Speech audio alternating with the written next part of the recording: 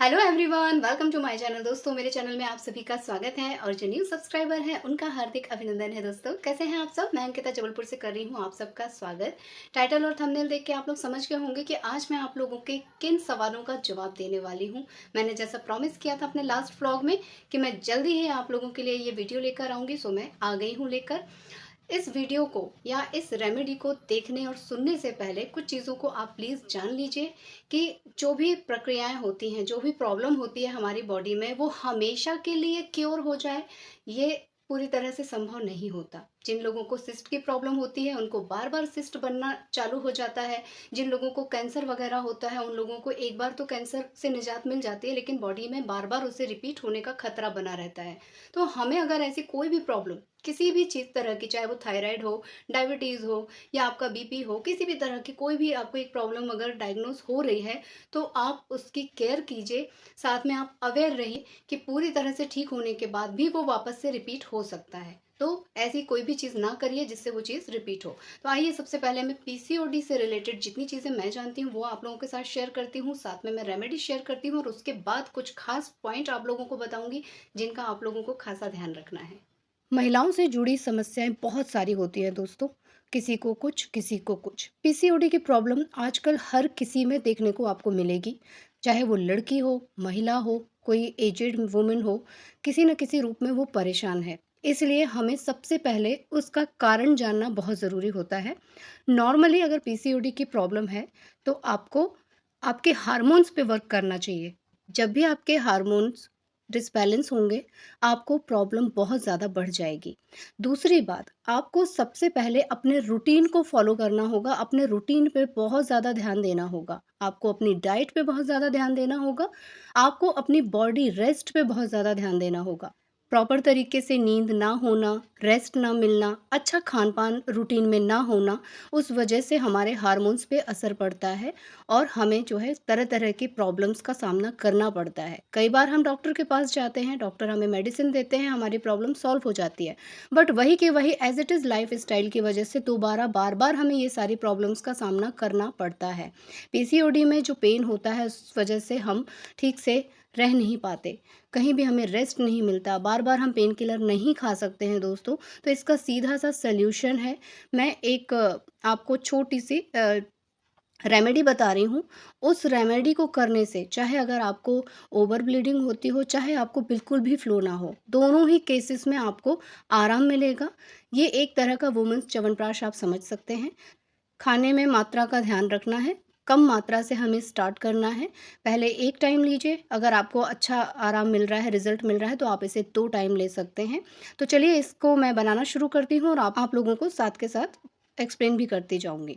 सबसे पहले मैंने यहाँ पे अलसी के बीज ले लिए हैं। डिस्क्रिप्शन में मैं आप लोगों को पूरा लिख दूँगी माप, वहाँ पे ज़रूर चेकआउट कर लीजिएगा। सभी चीज़ों को हम हल्का रोस्ट कर लेंगे और कच्ची कोई भी चीज़ आप नहीं यूज़ कीजिएगा। हल्का सा इनको रोस्ट कर लेने से इनके तत्व बढ़ जाते हैं और खाने में हल्का सा टेस्ट आ जाता है। सो आप इसे गरम पैन में अच्छे से रोस्ट कर लीजिए। ये चटकने लग जाएगी, साथ में थोड़ी-सी फूली-फूली नज़र आएगी, उससे आपको अंदाज़ा लग जाएगा कि ये हो गई है। अच्छा, माप आप कोई भी छोटी कटोरी ले सकते हैं, चम्मच ले सकते हैं, माप आपको अपने घर का कुछ भी मेजरमेंट के लिए लेना होगा, जो एक जैसा ही होगा, सारे इंग्रीडिएंट्स हम उसी से नापेंगे। तो यहाँ पे ये मेरी हो गई है, इसे हटा लेती हूँ। उसी पैन में मैं डाल रही हूँ सफ़ेद तिल, आप काली तिल का यूज़ भी कर सकते हैं, दोनों बहुत ही बेनिफिशियल होती हैं। तो आप इसे भी थोड़ा-सा भून लीजिए। सभी चीज़ें भूनकर हमें अच्छे से रख लेना है और ये भी चटकती हैं दोस्तों। इन सभी इंग्रेडिएंट्स की तासीर गर्म होती है, सो हम अभी कम मात्रा में इसे बनाएँगे और मैं आप लोगों को एडवाइस दूँगी, कोई भी चीज़ बहुत ज़्यादा किलो, 1.5 किलो ना बना के इसे वीकली बनाया कीजिए। हर हफ्ते आप इसे बनाइए, संडे टू संडे आप इसे बना के रख लीजिए, 7 दिन आप इसे आराम से खाइए और उसके बाद फिर अगले संडे आप इसे बना लीजिए। बनाना बहुत आसान है, मुश्किल से 5 से 10 मिनट में ये सारी चीज़ें बन के तैयार हो जाती है। इन सभी चीज़ों में भर-भर के पोषक तत्व होते हैं और जितने भी ड्राई फ्रूट्स होते हैं, जितने भी तरह के सीड्स होते हैं, ये सभी वुमेन्स के लिए बहुत ज़्यादा ज़रूरी होते हैं।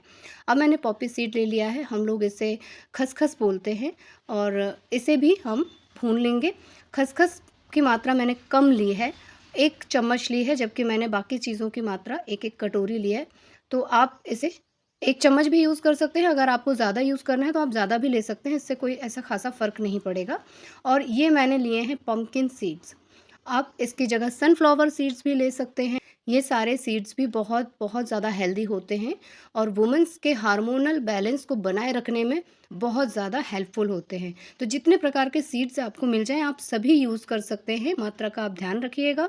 मेरे पास अभी यही अवेलेबल है तो मैं इसे ही डाल रही हूँ। मैं बदल-बदल के भी यूज़ कर लेती हूँ, कभी सनफ्लावर, कभी पम्पकिन, कभी वाटरमेलन, जैसा मेरे पास होता है मैं वैसा डाल लेती हूँ और सब अवेलेबल होते हैं तो मैं सभी थोड़े-थोड़े डाल लेती हूँ। ये भी फूल गए हैं, अच्छी तरह से भुन गए हैं। इनका छिलका उतरा हुआ है इसलिए हमें इनके छिलके हटाने की ज़रूरत नहीं है। ऑलमोस्ट सभी चीज़ों को मैंने एक साथ रख लिया है, अब हम इन्हें ग्राइंड कर लेंगे। अब आपको एक चीज़ बता दूँ कि जिन लोगों को बहुत ज़्यादा ओवर ब्लीडिंग होती है, उनको ये दूध के साथ लेना है, ठीक है? लेकिन जिन लोगों को ब्लीडिंग बिल्कुल नहीं होती, पेन बहुत ज़्यादा होता है, उन लोगों को कैसे लेना है?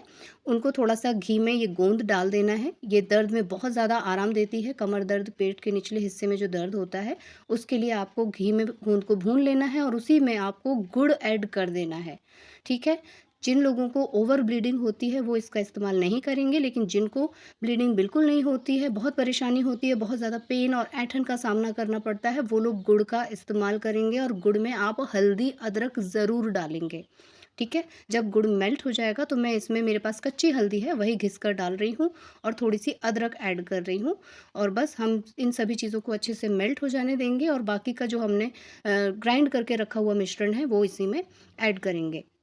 अगर ये लिक्विडी नहीं होता है तो थोड़ा-सा आप इसमें पानी ऐड कर लीजिएगा या आप घी और ऐड कर सकते हैं। मैं यहाँ पे पानी ऐड कर रही हूँ और बस सारे मिश्रण को मैं अच्छी तरह से मिला के पका लूँगी। बहुत ही लो फ्लेम पे मैं इसे पका रही हूँ, जल्दी से मिश्रण पूरा मिल जाएगा और आपको एक च्यवनप्राश के लुक में ये दिखने लग जाएगा और बस इसे किसी कटोरी में, कंटेनर में मैं निकाल के रख लूँगी। 1-1 चम्मच मैं सुबह-शाम लेती हूँ इसे। अब जिन लोगों को बहुत ज़्यादा ओवर ब्लीडिंग होती है, उनके भी क्वेश्चंस आते हैं मेरे पास। लेकिन मुझे वैसी कोई फिजिकल प्रॉब्लम नहीं है, मुझे हमेशा सिस्ट रहा है, पेन रहा है, नीचे यूट्रस के आसपास के एरिया में बहुत ज़्यादा स्वेलिंग रही है, मुझे बहुत ज़्यादा पेन रहा है, एक तरह से आप मान सकते हैं। लेकिन हाल फिलहाल में कम से कम 7-8 मंथ हो गए, मुझे बिल्कुल भी प्रॉब्लम नहीं है। रीज़न यही है कि मैं ये सारी चीज़ें अपनाती हूँ, ध्यान रखती हूँ अपनी बॉडी का और जिन जिन तकलीफ़ों को मैं भोग चुकी हूँ, दोबारा उन तकलीफ़ों का सामना मैं नहीं करना चाहती, इसलिए समय-समय पर ये सारी रेमेडीज़ ट्राई करती रहती हूँ। कोई भी रेमेडी मैं आपको बताती हूँ, उसे कंटिन्यूअसली 3-4 साल नहीं खाना है। आपको 3 महीने खाना है, उसके बाद 1 से डेढ़ महीने का गैप करना है, फिर आपको दोबारा रिपीट करना है। बहुत ज़्यादा गर्मी हो जाएगी, उस टाइम पे आपको ये सब चीज़ें नहीं करना है, उस महीने आप 1 डेढ़ महीने तो रुक सकते हैं। और जो आपने पहले ये सारी चीज़ें की हुई हैं, उसका बेनिफिट आपको 1 डेढ़ महीने तक मिलता रहेगा, फिर से बॉडी हमारी एडजस्ट होना शुरू करेगी, हम फिर से ये सारी चीज़ें शुरू कर सकते हैं। जो लोग रेगुलर बेसिस पे बादाम वगैरह खाते हैं, अंजीर खाते हैं, उन लोगों को भी मैं बार-बार बोलती हूँ कि कुछ महीने के लिए आप गैप कर दीजिए और फिर से वापस से रिस्टार्ट कीजिए, अपना ये रूटीन फॉलो कीजिए। लेकिन इसका ये मतलब नहीं कि उस टाइम पे आप एकदम न्यूट्रिशियस डाइट लेना बंद कर दें। आप चीज़ों को चेंज कर लीजिए, बादाम की जगह आप किशमिश ले लीजिए, अखरोट ले लीजिए, सीज़न के हिसाब से आप ड्राई फ्रूट्स को चूज़ कीजिए और उसे अपनी बॉडी तक पहुँचाइए। इसके अलावा जो महिलाएं हैं, जिन लोगों को पीसीओडी की प्रॉब्लम है या जिन लोगों को किसी भी तरह की प्रॉब्लम है, उनको अशोकारिष्ट ज़रूर पीना है। अशोकारिष्ट आपको दोनों टाइम पीना चाहिए। अगर प्रॉब्लम धीरे-धीरे कम हो जाती है तो उसे एक टाइम केवल रात के समय कर दीजिए, पानी में ऐड करके उसको पीना होता है। दूसरी बात, आपने पूरी एक बड़ी शीशी उसे खत्म कर दिया, फिर कुछ दिन का आप गैप दीजिए। फिर दोबारा से आप 15-20 दिन बाद इसे फिर से शुरू कीजिए। तो ये सारा प्रोसेस आपको करते रहना है। ये नहीं कि हमने एक बार किया, 15 दिन का टैबलेट्स का कोर्स हो गया और इसे फिर फिनिश कर दिया। नहीं होता है। आखिर आप लोग खुद बार-बार परेशान हो रहे हो, तभी आप लोगों के क्वेश्चंस मुझ तक पहुँच रहे हैं। मैं खुद भी यही चीज़ करती हूँ। महिलाओं में हार्मोनल चेंजेस आते रहते हैं। ऐज के हिसाब से भी आते हैं, वेदर के हिसाब से भी आते हैं। तो उस हिसाब से आपको अपनी बॉडी को स्थिर करना बहुत ज़रूरी है। हमारे ऊपर वर्क प्रेशर होता है, बच्चों का प्रेशर होता है, बहुत सारी चीज़ें होती हैं। तो उन सभी समस्याओं को तो हम छोड़ नहीं सकते, उनका सामना तो हमें करना है। लेकिन अगर हमारी बॉडी हम सँभाल लें, तो ये सारी चीज़ें बहुत स्मूथली कंट्रोल हो जाती हैं, ईज़ी वे में सारी चीज़ें होने लग जाती हैं। तो जितना अच्छे से मैंने आप लोगों को एक्सप्लेन करते बना मैंने किया है। जिन लोगों को बहुत कम ब्लीडिंग होती है, पीरियड्स के टाइम पे बहुत ज़्यादा पेन होता है, उनको बैठने में भी प्रॉब्लम होती है या किसी काम में मन नहीं लगता, उस टाइम भी हार्मोनल जो है चेंजेस हो रहे होते हैं। तो उन लोगों को ज़रूरी है कि आप मैंने जो ये रेमेडी बताई है, इसे आप ज़रूर लें, रेगुलर लें। ये नहीं कि केवल महीने के 7 दिन लिया और उसके बाद बंद कर दिया। नहीं, आपको इसको फुल मंथ लेना है, लेते रहना है आपको। कम से कम 3 to 4 मंथ आप इसे लेंगे। अगर आपको लगता है कि नहीं मेरी बॉडी में बहुत ज़्यादा हीट जनरेट हो रही है, तो आप इसे दूध के साथ लीजिए। आप इसे एक टाइम लीजिए, सुबह मॉर्निंग के टाइम में आप इसे दूध के साथ ले लीजिए। आराम से आप रिलैक्स हो जाएंगे। आपको ज़रूर से, डेफिनेटली मेरा दावा है कि आपको इससे फ़र्क ज़रूर पड़ेगा। ठीक है। जिन लोगों को ओवर ब्लीडिंग होती है उनको तो दूध के ही साथ इसे लेना है, खाली बिल्कुल नहीं लेना, क्योंकि ये चीज़ें गर्म है, आपको हीट जनरेट करेंगी, आपको और ज़्यादा प्रॉब्लम होगी। लेकिन मंथली पीरियड्स के टाइम पे आपको ये नहीं लेना है। जिन लोगों को ओवर ब्लीडिंग होती है उनको पीरियड्स के टाइम पे इसे लेना अवॉइड करना है। बाकी टाइम पे आपको ये लेना ज़रूरी है, ताकि आपके अंदर सभी चीज़ों की पूर्ति हो सके। ब्लड लॉस की वजह से जो महिलाओं का शरीर फूलने लग जाता है, कमज़ोरी रहने लग जाती है, चिड़चिड़ापन हो जाता है, उन लोगों के लिए भी ये एक बहुत अच्छी औषधि है। और ड्राई फ्रूट्स मैंने आपको बता ही दिए हैं कि आप चेंज कर सकते हैं, आप बदल बदल के ले सकते हैं, सबका रेशियो कम ज़्यादा कर सकते हैं। ठंड के दिनों में तो ये बेस्ट होता है, इसे आप बिल्कुल आराम से ले सकते हैं। लेकिन गर्मी के दिनों में थोड़ा सा इसे संभल कर लेना होता है। हमें इस बात का ध्यान रखना होता है कि हमारी बॉडी में बहुत ज़्यादा हीट जनरेट ना हो, या हमें किसी भी तरह की कोई प्रॉब्लम ना हो। तो मैंने जितना अच्छे से एक्सप्लेन हो सकता था मैंने आप लोगों को कर दिया है। रेमेडी मेरी यूज़ की हुई है, मुझे बहुत अच्छा लग रहा है और मैं इसे अभी भी यूज़ कर रही हूँ। मुझे बहुत ज़्यादा, मतलब मैं कितने पेन में होती थी, मैं आप लोगों को शायद वर्ड्स में नहीं बता सकती हूँ। जो महिलाएं पेन से गुजरती हैं वही जानती हैं कि उस टाइम पे कितना ज़्यादा परेशानी होती है, उठने बैठने में, घर के काम करने में, बच्चे को संभालने में। आपका एक ध्यान कहीं दूसरी ओर ही होता है और अंदर से चिड़चिड़ापन निकलता है। तो ये सारा प्रोसेस मुझे बहुत ज़्यादा बेनिफिशियल लगा है, मुझे इससे आराम मिला है, तो मैं आप लोगों तक इसे लेकर आई हूँ। और इसके अलावा मैंने जो यूट्रस या स्वेलिंग या सिस्ट की जो भी चीज़ें आप लोगों के साथ शेयर की हैं, अब वो प्रॉब्लम्स मुझे नहीं है। मेरी रेमेडी के बाद वो टोटली ठीक हो चुकी हैं। तो मुझे दोबारा उस प्रोसेस को करने की ज़रूरत नहीं लगी है दोस्तों। इसलिए मैं वही ओल्ड वाली जो वीडियोस हैं वो यहीं पे नीचे मेंशन कर दे रही हूँ डिस्क्रिप्शन में, आप लोगों से चेकआउट कर लीजिएगा। और मैं तो दावा करूँगी कि उससे आराम आता है।